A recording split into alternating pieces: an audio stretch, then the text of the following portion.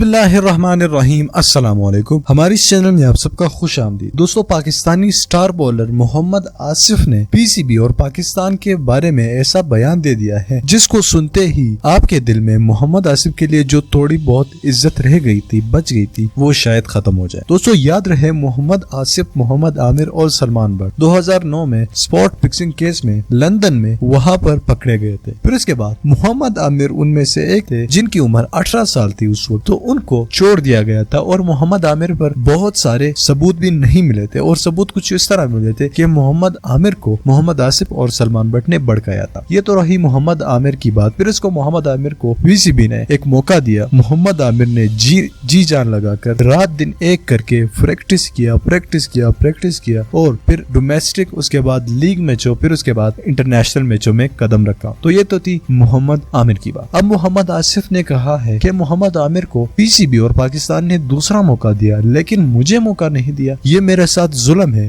اگر میں India team میں ہوتا تو مجھے ایک دو موقع اور دیتے وہ لوگ۔ انڈین بورڈ کو انہوں نے یہ بھی کہا کہ انڈین بورڈ پی سی بی سے کافی زیادہ اچھا ہے۔ تو یہ تو تھی محمد آصف کی سٹیٹمنٹ۔ پھر اس کے بعد ہم اب محمد آصف کو اسی کے انداز میں جواب دیں گے۔ تو محمد آصف صاحب، آپ نے کبھی کسی ٹریننگ سیشن، پریکٹس سیشن یا پی سی بی سے اپروول تک نہیں دیا کہ مجھے واپس لایا جائے یا مجھے واپسی کے پروگرام میں شمولیت دی جائے۔ واپسی کا پروگرام کچھ اس طرح ہوتا ہے کہ پی سی بی کی شرائط ہوتی ہے کہ ان کو پہلے پریکٹس کرنی ہوگی، پھر اس کو اپنے آپ کو یہ پروو کرنا ہوگا کہ میں آئندہ اس طرح کا کام نہیں کروں گا، پھر ڈومیسٹک کرکٹ میں آنا پڑے گا، پھر لیگ میچوں، پھر انٹرنیشنل میچوں میں آنا پڑے گا۔ تو محمد عامر نے تو اس طرح کیا، بہت زیادہ محنت کی، لیکن محمد آصف کبھی کسی ایک ملک میں ہوتے، کبھی کسی دوسرے ملک میں ہوتے، انہوں نے سپورٹ فکسنگ کیس کے بعد گیند کو ہاتھ تک نہیں لگایا، کسی ڈومیسٹک کسی محلے کے میچ میں بھی نظر نہیں آئے۔ تو ہم کس طرح یقین کر سکتے ہیں کہ آج سے 11 سال پہلے